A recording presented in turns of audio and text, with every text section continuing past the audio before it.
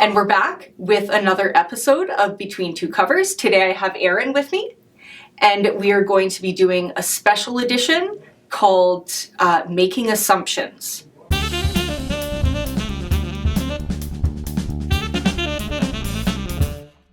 Here in Libraryland, we like to do our research before we make assumptions, but today, and only today, I will be encouraging people to make assumptions based on things that they are seeing. Okay, so today we will be looking at different book covers. We each have different challenges for each other, and we'll be making assumptions about the book, and then later, as always, we'll be telling each other what the book is actually about. Okay.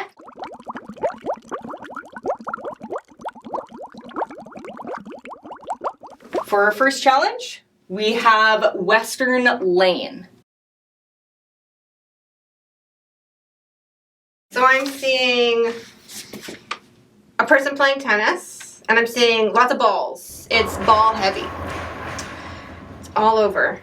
This young woman loves tennis, and she lives on a street called Western Lane, and her family is dysfunctional because her parents don't pay any attention to her because she is rich, and tennis is like the only thing that she loves in life.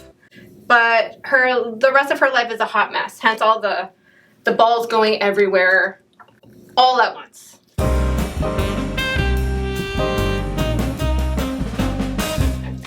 Western Lane is about a girl. It's a coming-of-age story, and it is about how she overcomes her grief through, I believe it's squash. Oh! Let me just check again.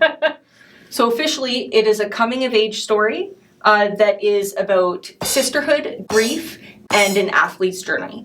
Oh. And yes, it is. But you know, I had to ask myself, I'm like, what's the difference between squash and tennis? Oh, There is a difference, right? Yes, definitely. Because squash is the one that goes off the wall? Yes, with the lines, and the rackets are different, the balls are different. Okay. Yeah. So many things are different. I wonder why squash. I know. Why squash and not another racket sport? Also, what I really love about this book is it's only 150 pages. You gotta love a 150-page book. I get in reading slumps all the time, so Yeah. it's good to. This is a good one to get out of your. Now, have you read that book? No, I haven't. But I mean, one of the main reasons why I'm doing this little show is that I love book covers. Yeah. And this is one of those ones that's always kind of like popped up in searches, or I've seen it on the shelves. Yeah. Western Lane sounds like a David Lynch Yeah. movie or something. I think. Yeah.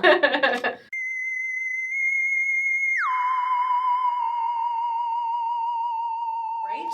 So this is Ooh. our second book. Anyone I like who that. knows me well, I guess, knows that I love houseplants a little bit too much. Yes. Now, what kind of plant is that? Do you know? This is a prayer plant. I'm trying to remember what the technical term for it is. It's okay. I won't know it anyway. But it's there's like a green version, and this is the red version. Oh, prayer plant. Okay, so that's probably an important feature of the.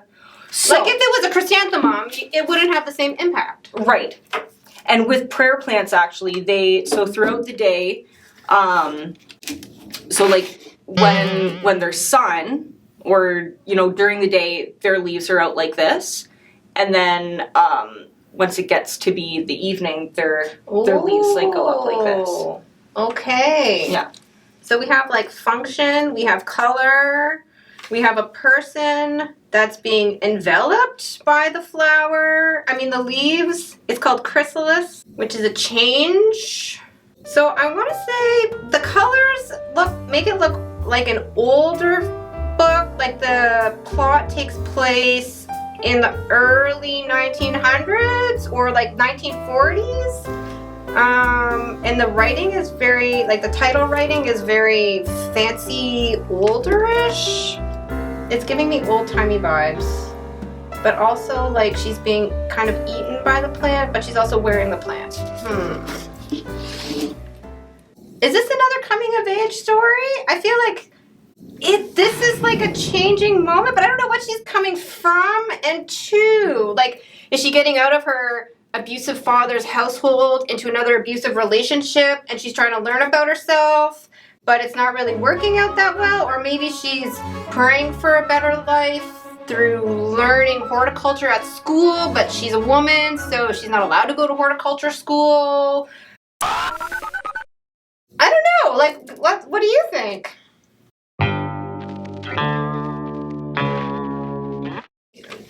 Maybe a good way to describe it is maybe like a dark coming of age story. Okay. The main character does go through a lot of traumatic things in her life, and in trying to work through those traumas, she ends up going through multiple metamorphoses. Oh, okay. Which is, yes. I guess, kind of like the title of the book. But then, like, she's very focused on isolation and self-isolation. So throughout the book, she's also trying to inspire others around her to self-isolate, and Does she have like a garden? Like, where does the plants come in? I'm not sure. Okay. I don't know. It's an interesting book to read, like, after, a pandemic where there was isolating and such, because... Did it work out? I wonder if it worked out for her in the end. Like, to be isolated. Yeah.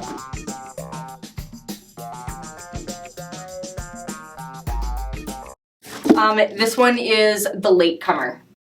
Okay, so we have 3 roses in a vases, and all in different stages of bloomage.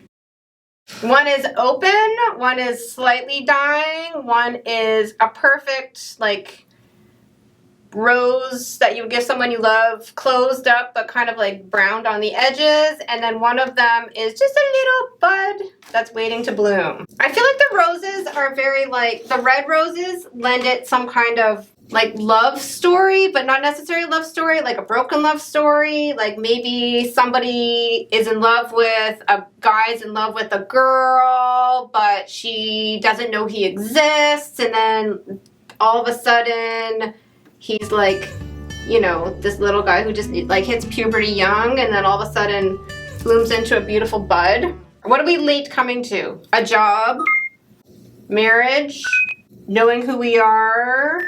All right, I'm gonna go with the roses and the color. I'm gonna go with like twisted love story where there's unrequited love.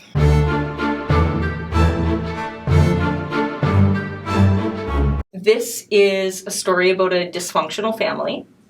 The couple end up having triplets through IVF. And I think it's like, it takes place during the early years of IVF. So that's what I'm assuming the, like, kind of tubes are. Okay.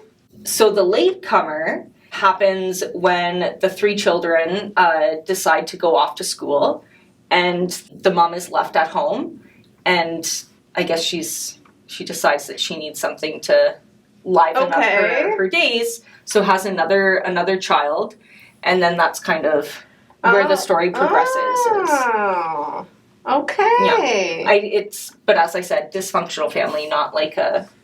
Okay.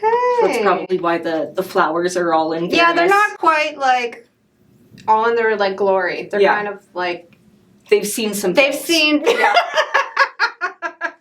They've seen better days, those flowers. Yeah. Maybe the only 3 people who are excited to go off to school and have exams.